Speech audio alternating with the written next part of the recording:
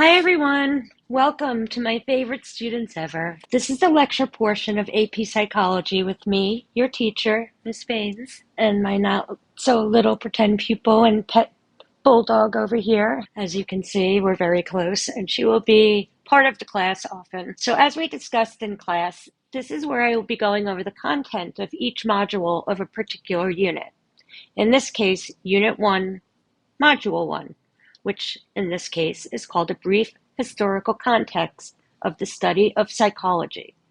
Go ahead and pause for a moment, grab a pen, grab a seat, and don't forget to grab those notes from today's section of your binder called Unit 1, Module 1, Historical Context.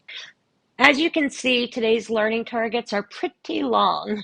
Basically, though, just to give you an overview, we're going to identify the research contributions of some of the most important historical figures, compare and contrast their different theoretical approaches, and after that, we will distinguish between the different domains of modern psychology, or as we know it today. Okay, I want to start by going way back, right? What is pre-scientific psychology? Today, when we ask ourselves, what is psychology? Well, it's pretty complicated. To start, the term psychology comes from the Latin for the study of one's soul. And as lovely and poetic as that sounds, most would agree that today we can safely define it instead as the science of behavior and mental processes. The term psychology wasn't even coined until around the turn of the 16th century, and the practice of what we would actually call a science today wasn't established until the mid-1800s. However, humans have always been curious about themselves, and we have tried to make sense of where it is that we come from, what we now call human consciousness, and where that human consciousness lived. We can go back to ancient Greece and even earlier to biblical times and start to get a sense of how they made sense of it all. On your first chart, notice that there are two distinct schools of thought. On your left, there are the Hebrews, Aristotle, and St. Augustine. On your left, they all believed that the mind and the body were connected. In other words, they were just one thing.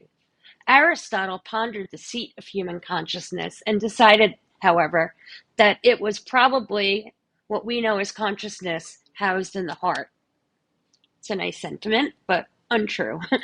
On the other side of the chart, on the right, however, we have Socrates, Plato, and Descartes, who firmly believed that the mind and the body were two distinct parts, and that the mind, or consciousness, was housed in our brains, which is true. At least we think it is. On your other chart, we have a second one that asks, how are our ideas formed? Do we have free will, or are we driven by our environment, our biology, and our non-conscious influences? What is mental illness, and what can we do about it? And finally, what is consciousness, or the notion of me, or self, or I? If I lose my awareness of myself, am I still a human being? Who really knows? However, over the next several months, these are going to be the questions that we keep coming back to. How our brains work, how they can also break, and how they can be healed. Why do we behave the way that we do, even when we don't mean to do sometimes? And what it means to be a thinking, feeling being. What it means to simply be alive. Okay, so you're going to fast forward now about, 700 or 800 years in the age of the Enlightenment in Europe, and over here in America, the Civil War. I want to talk a little bit about this woman named Dorothea Dix. She was considered the first advocate for those suffering of mental illness, insisting that they get help and not be tortured. Here's a little historical information for you. Those who suffered with mental illnesses used to be seen as being possessed by demons. Here in America, exorcisms of those demons were regularly performed. Another way of getting rid of them would be to use leeches to bleed people out and just hope that the spirits and demons left the people's body by sheer chance. All kinds of different tortures just because these people were having symptoms of mental illness. They were not seen as ill, though. That was the problem. Instead, they were seen as possessed either by the devil or accused of practicing witchcraft or simply considered to be labeled utterly crazy and therefore labeled as such. When we label somebody with the word like crazy, we throw empathy right out the window. And for many, it took away that urge of people wanting to help these poor, suffering souls. Dorothea Dix, though, she was one of the first people to advocate for them. And she created the first mental asylum during the American Civil War, where soldiers who were changed by the experience of the war were actually treated and not thrown away by society.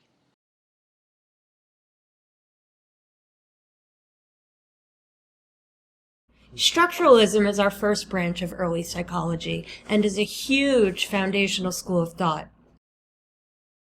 Wilhelm Wundt was considered the father of psychology and established the first formal psychological laboratory in 1879. This took place in Germany. He created the structuralism as a means of studying human consciousness, which was kind of a new thing at this time. He was interested in understanding how the elements of the mind were organized and how they related to one another, and he used this technique that he called introspection. Introspection is simply just looking inward and considering what one's own decisions and thinking patterns are.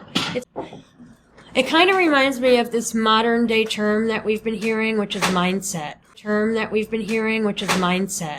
What is your mindset? How are you considering things? How are you internalizing them and making decisions? And fundamentally, what does it mean when you are thinking about something? And how can you change those things that we call thoughts and so on?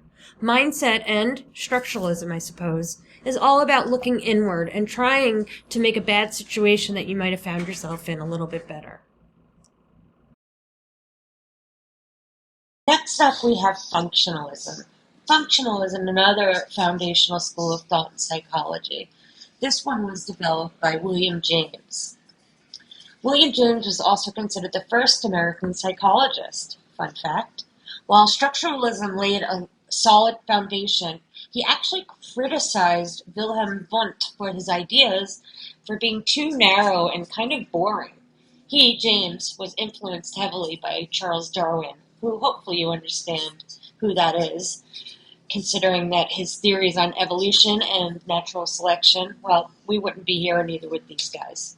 Anyway, William James was interested in seeing how that consciousness, those thoughts, and those feelings function to help people adapt to their environment, right? So what are their functions? Hence, functionalism.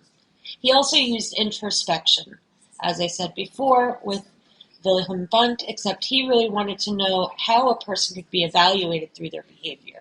He formalized this branch of study by using questionnaires and mental tests about what he was observing in a person, and not just having patients do the self-reported thinking that other psychologists were doing.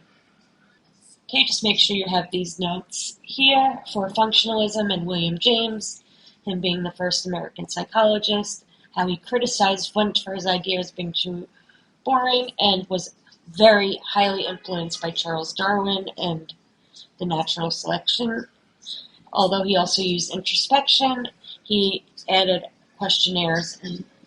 Gestalt psychology was founded in revolt against both Wundt and Henry James. He believed that consciousness was best understood by observing the whole experience rather than trying to break it down into a cluster of component elements. We're going to talk a lot more about Gestalt when we get to the unit on sensation and perception, but it's important to have some basics here.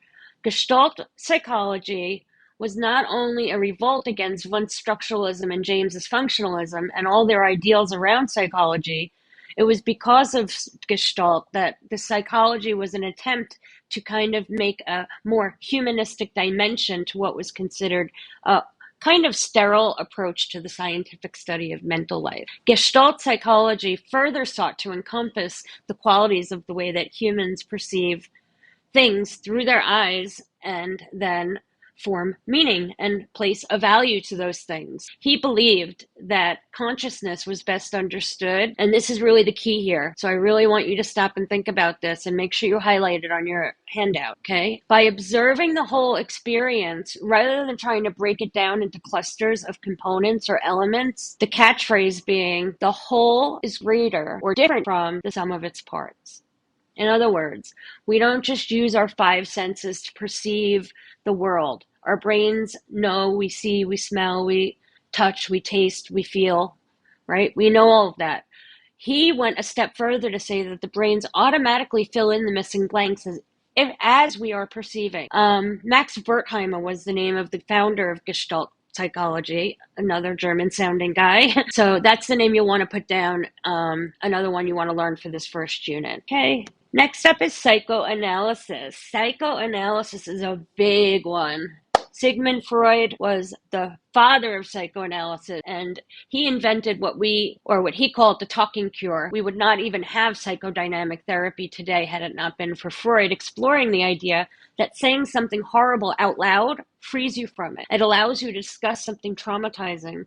It allows you to bring up those memories and experience in a lying down position in a safe space of a clinician's office while he or she bears witness to whatever that traumatic memory or experience was.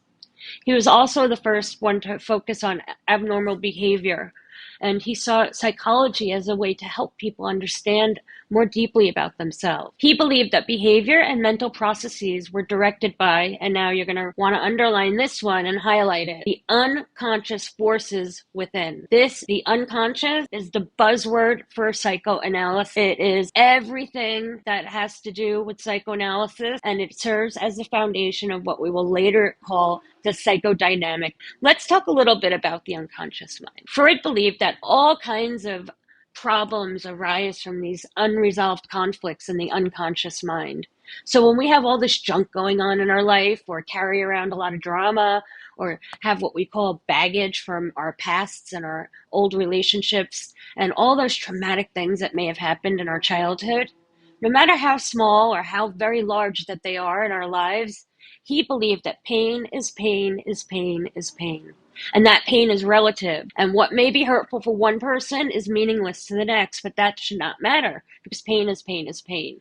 Whatever the painful memory is for that particular person, it is too painful for him or her to deal with it or even to think about it. And so our own mind pushes these memories way down deep into our unconscious. That's what we call denial, right? Or repression. So it goes so far down that our everyday selves can't even sometimes remember them. Freud believed, though, through hypnosis, free association, and dream analysis, that the clinician can tap into the unconscious and retrieve those terrible memories in a safe setting. Freud also believed that the human mind was divided into three separate sections. It was called the ego, the id, and the superego. That those three sections worked in connection with the others to help human beings develop into their full self. In addition to this, he also believed that human beings went through a series of various psychosexual stages in very specific times of development in order to fully develop as well as a well-adjusted adult. While a lot of what Freud said was startling,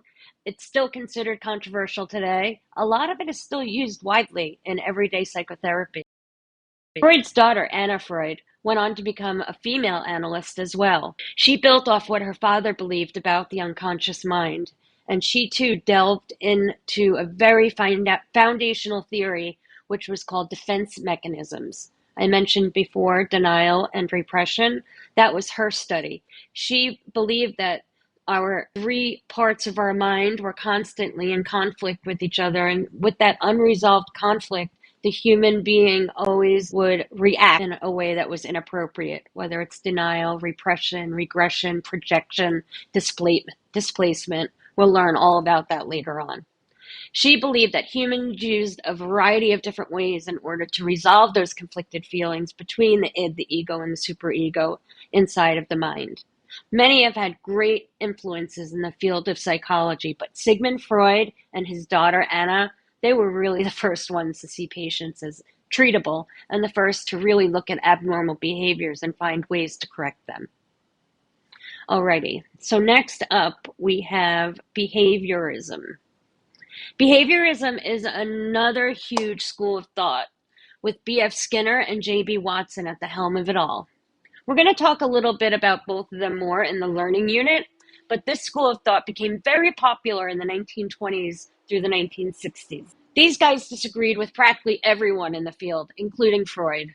They were like, introspection, unconscious, 3 parts of the brain. What? No.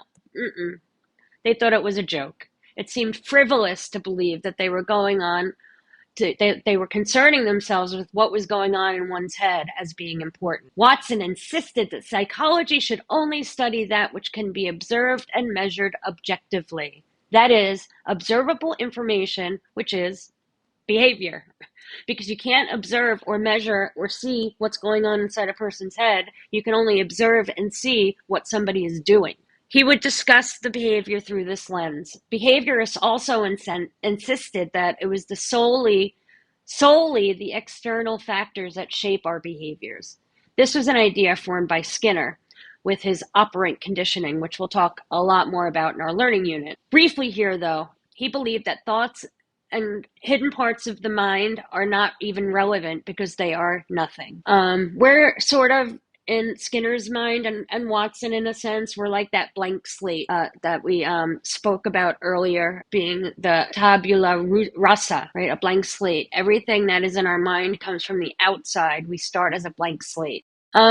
Okay, let's move on to contemporary psychology a little bit. Here have something that is a little bit more prevalent of the way that we see psychology today. So structuralism, functionalism, psychoanalysis, behaviorism collectively are all the kind of old stuff way back when. Somewhat antiquated and somewhat out of fashion in psychological circles today. While they are all foundational, and it's not that we don't see some remnants of them all still, especially psychoanalysis and behaviorism. But we'll talk more about the contemporary and what was used to study psychology today. Earlier, we defined psychology today in contemporary times as a scientific study of behavior, as in what we do and our mental processes. You know, those inner thoughts and feelings. Now, there's some controversy still going on today over whether or not human traits and behaviors are based on biology, which is nature over here, or if it is based on, and we are who we are because of our environment or our experiences, which is nurture.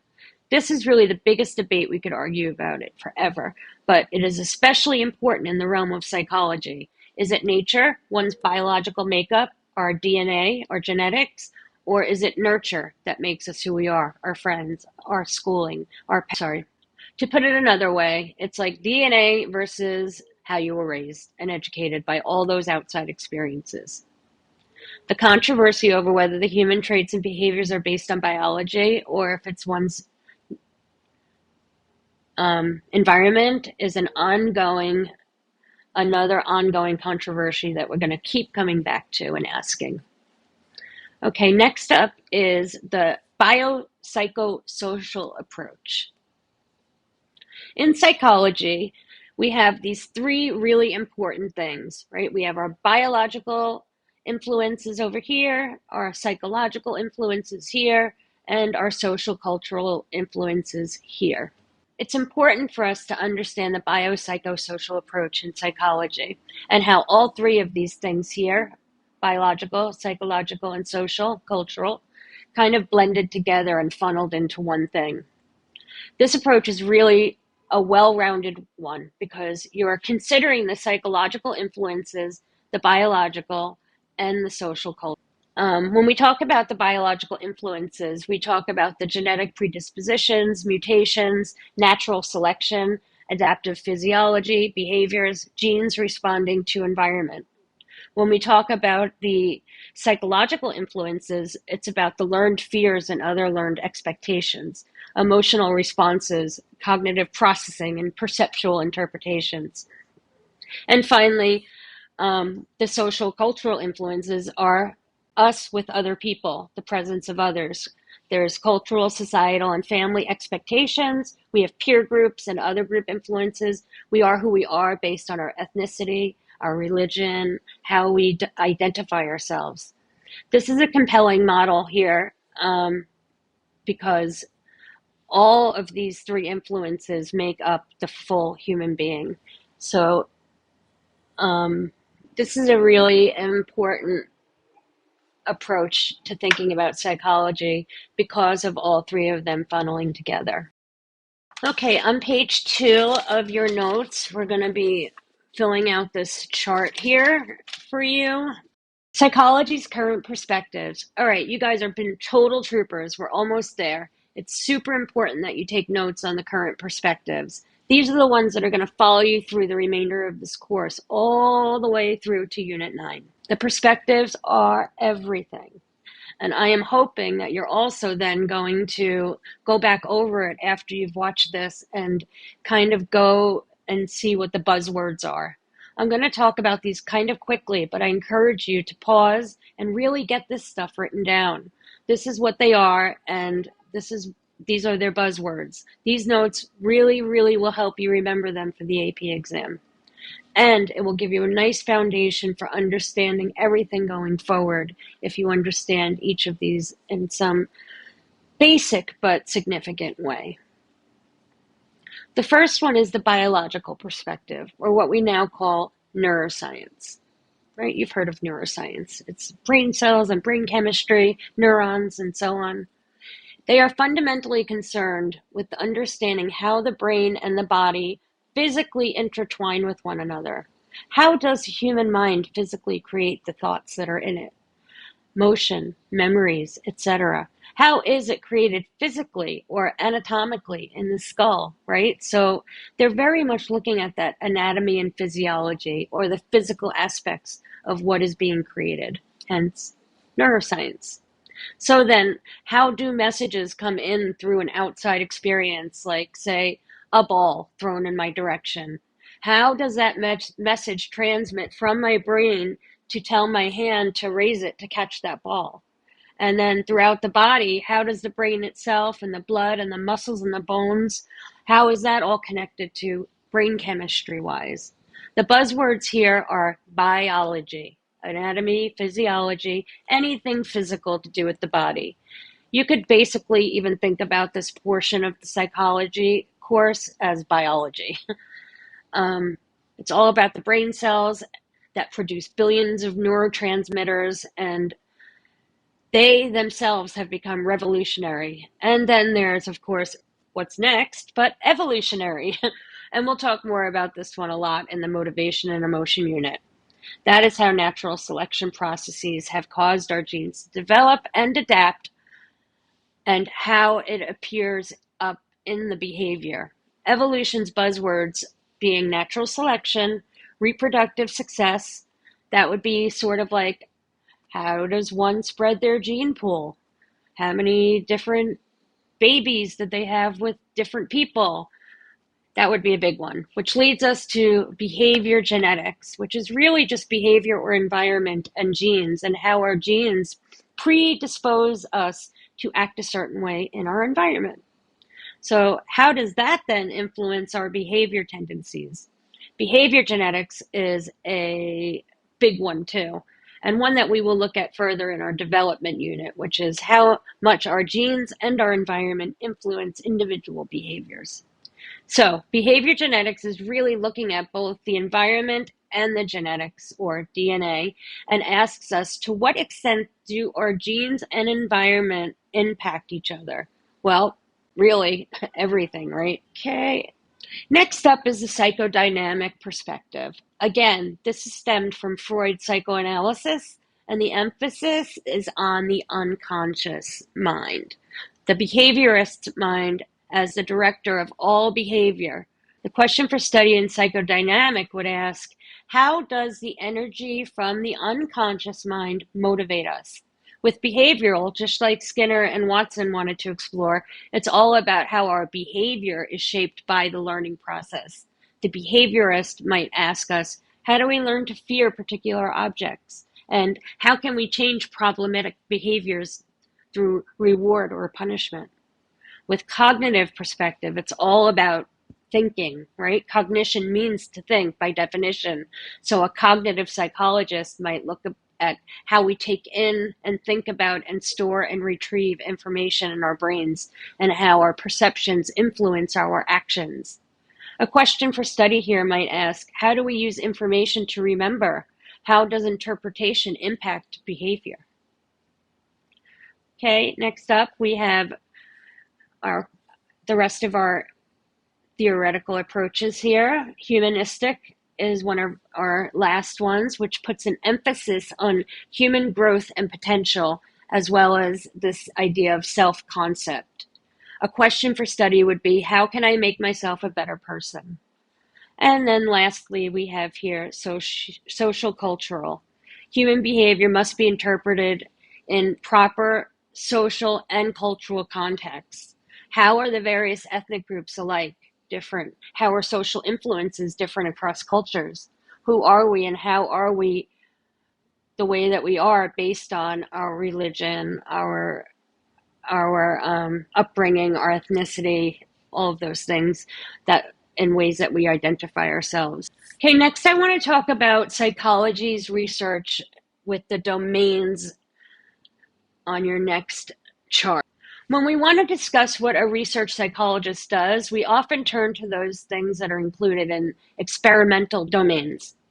Starting on top with the biological domain, the researcher would analyze the connection between the mind and the body, like we've been talking about. For a developmental researcher, he or she would study how the behavior and the mental processes change over a lifespan. Number 3 on the list, cognitive research studies, would be how we perceive, think, and solve problems. Next, we have personality researchers who investigates our persistent character traits. You know the ones, try as you might want to change them, we are who we are. I think Popeye was the one that said, I am what I am. You can't change anyone. The social researcher explores the many different ways in which people influence one another, be it a parent, a friend, a boss, an enemy. And lastly, there's the psychometric researcher who is concerned with the theory and technique of psychological measurements, right? They have all sorts of data and graphs and are concerned with all that data and putting it together and analyzing it to say what is going on with this or that person. Okay, the next one is applied research domains.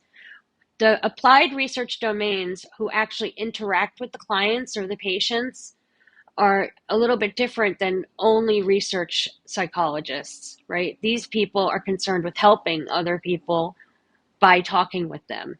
First up here, we have the industrial organization research psychologist. This is someone who studies and advises on behavior in the workplace. Counselors help people cope with academic, vocational, and marital challenges, although they may not have a license to practice psychology. They're somebody who does so to help others, but doesn't have a license from the state to practice it.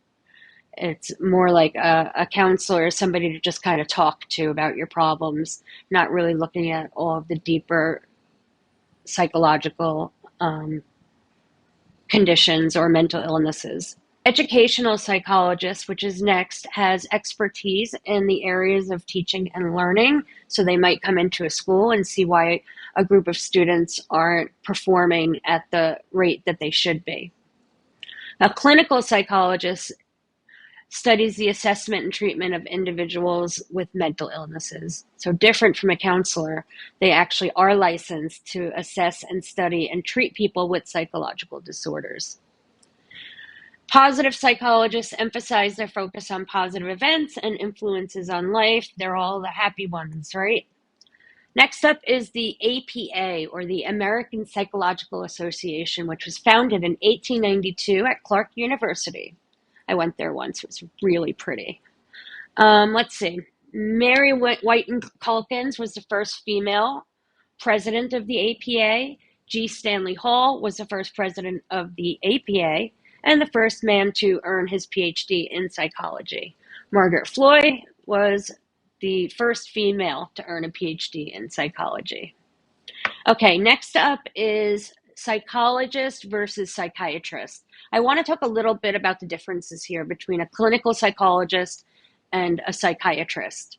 The clinical psychologist works with the patients, right? They study, assess, and treat people during talk therapy or psychotherapy.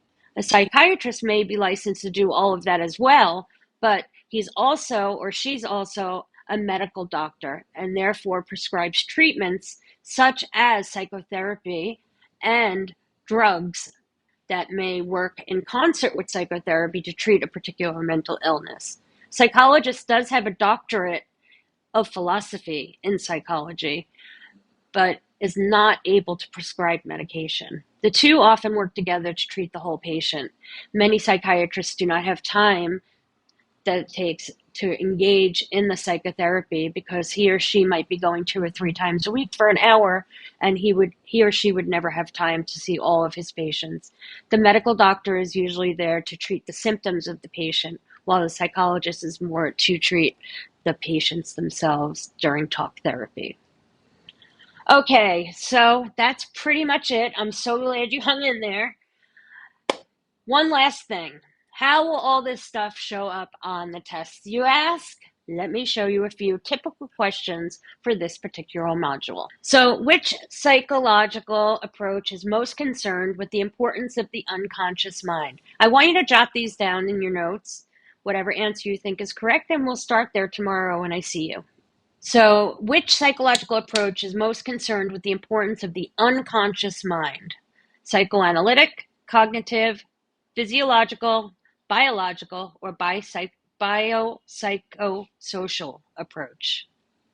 So all the answer choices are going to be the same. The questions are going to be a little different.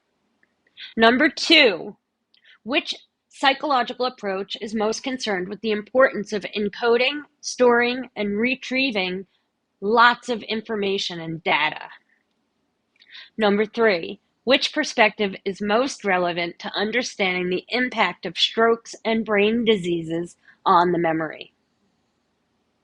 And number 4, which approach is most directly concerned with assessing the relative contributions of heredity and a person's experience to personality development?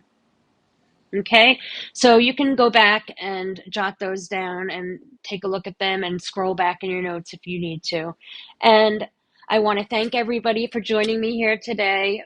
That's all they wrote, as they say. Thank you for joining me on this first journey of our video flipped classroom. And I close here with a cute little cartoon. We have a guy laying down for psychoanalysis.